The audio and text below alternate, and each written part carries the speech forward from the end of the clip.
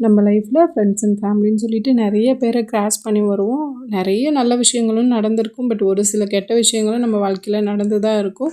அதை பற்றி யோசிச்சுட்டு ஏன் இப்படி நடந்துச்சு, நம்ம கொஞ்சம் அவேர்னஸாக இருந்திருந்தால் இந்த விஷயங்கள் நடக்காமல் இருந்திருக்கலாம் அப்படின்னு சொல்லிட்டு அதை நினச்சி ஃபீல் பண்ணி இப்போ கரண்ட்டில் நமக்கு இருக்க ஹாப்பியான லைஃப்பை நம்ம சேடாக மூவ் பண்ணிகிட்ருப்போம்.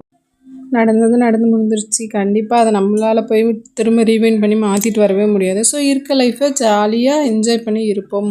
இது வந்து நேற்று ஈவினிங் எடுத்த வீடியோ.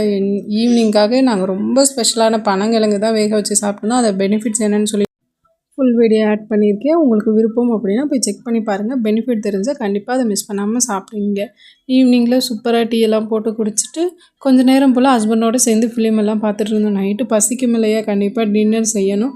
மதியம் வச்ச லெஃப்ட் ஓவர் தேங்காய் பால் ரசமும் பொட்டேட்டோ பொரியலும் இருந்தது. ஹஸ்பண்ட் வந்து கண்டிப்பாக அதை சாப்பிட்றேன் அப்படின்னு சொல்லிடுவாங்க.